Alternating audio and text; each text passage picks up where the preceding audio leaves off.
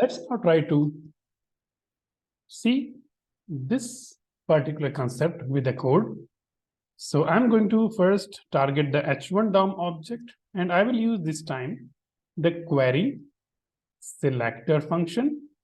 And inside this, I'm going to provide the first criteria, which is the ID. So just a correction. This should not be ID. This should be heading 1. So now let us try to just provide the value here, which is hash heading 1, and just do a console.log of h1 DOM object to verify it. Save it, and let us now try to open this piece of code in the browser. And let's now open the console, and we can see that it's working perfectly fine.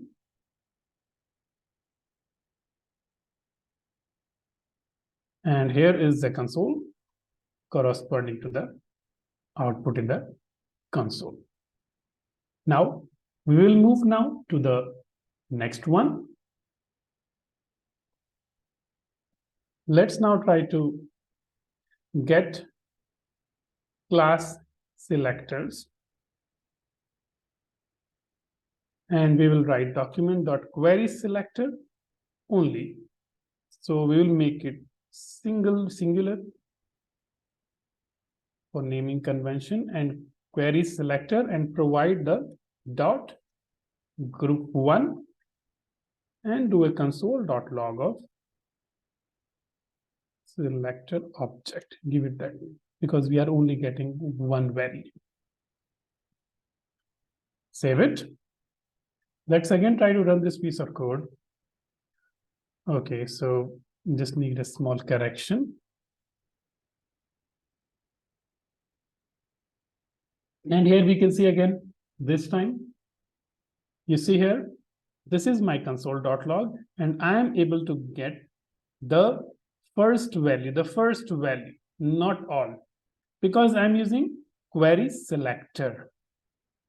Now, next, we will try to use all the values, which means we will use query selector all and see what is the output. So let's move to the next piece of code, and here this time I'm just going to make a small change. Instead of query selector, I'll give it query selector all, and I'll just give it a name objects, which is plural. Save it, and let's try to run this piece of code again. And what do you see here? This time you see an array.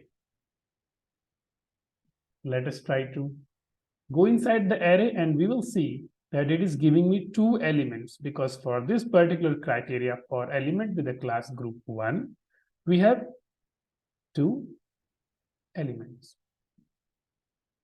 Simple. Let's now try to do the tag selector. So for tag selector, I'm going to write, let's say, tag selector object document dot query selector, and provide the tag h1 and do a console.log of tag selector object. If I again run the program, you will see this time using the tag selector criteria, I'm able to get the tag. But again, this selects the first tag. Note the text content here. It is selecting the first tag, right? So that is important. Now, of course, we know how we can get all the tags also. So for that, we will again do what we did last time. Make it plural for naming convention and selector all. Let's run this piece of code again.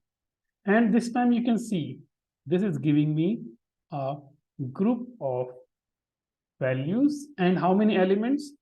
Total of 3 elements, which is exactly what we see here. If I go inside it, I can see all the tags.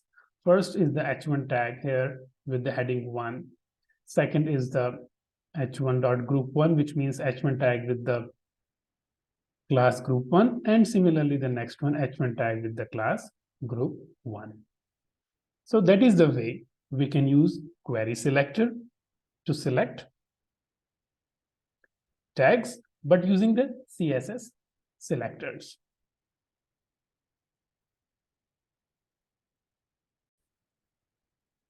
Now let us try to consider one more scenario. This case, I'm adding 2 more heading tags. Now I'm just using heading tags, but you can select any other type of tag also. That should also work out.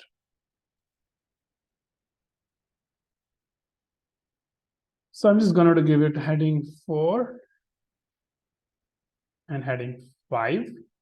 But this time, these two heading tags are inside a div.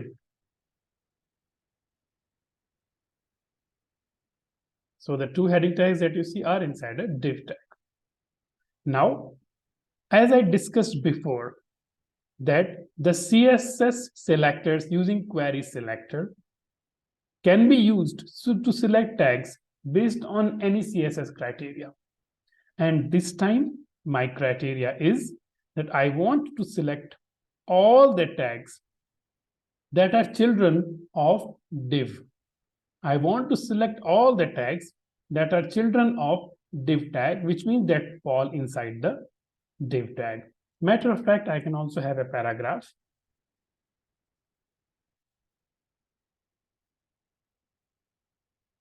So now there are 3 children of this div tag. So if I have to select all these 3 children, how can I do that using CSS? I'm going to write div greater than. Okay, so let's make it a little complex. Greater than h1, comma. So for this first example, let me just ignore this paragraph tag and just do this one. Div h1, which means all the heading tags that are inside the div tag. And I can give them a color, let us say maybe,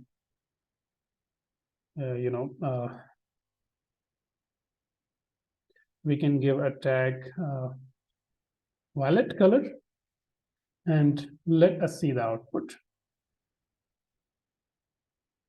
Okay, so div creator h1.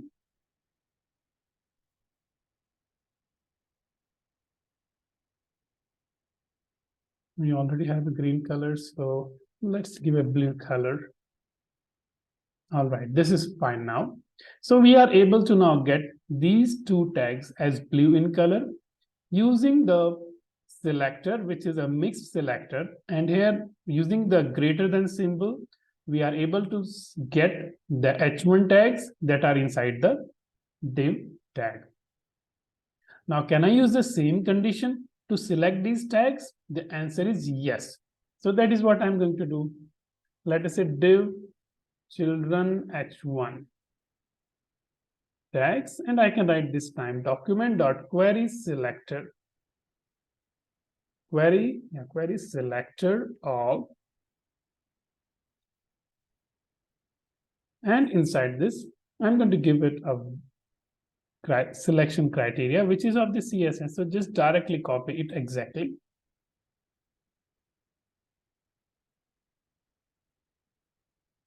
And bring it here.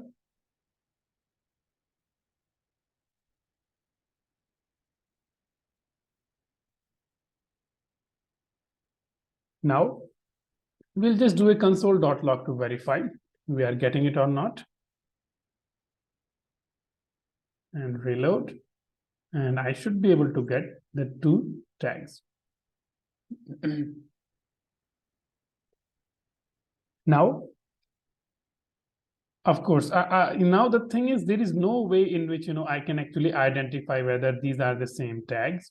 So I can do one more thing. I can just write div children tags dot text content equal to children of div tag, which means they are children of div tag, and I'm modifying it to.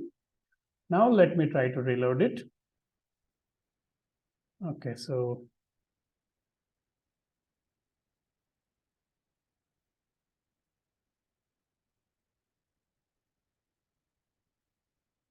because these are so we can do that.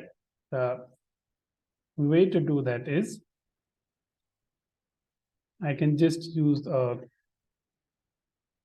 for loop.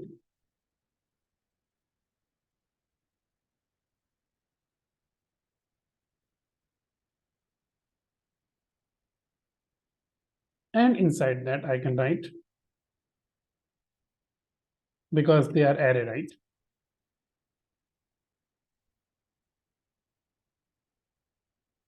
And here I'm going to just give a value of I2. Save it and try to run it again. And yes, this time it is working fine because we know that it was an array. So we just did a simple for loop. And with this for loop, I'm just iterating, getting the value, and just inside the loop, getting that particular object with the I means the exact index and dot text content and changing the value and adding an I to denote which one it is. It is 1 or 2. And now if I see that, yes, it is working fine. So that is the way I can use complex CSS selectors to select my HTML tags and do some modification with them.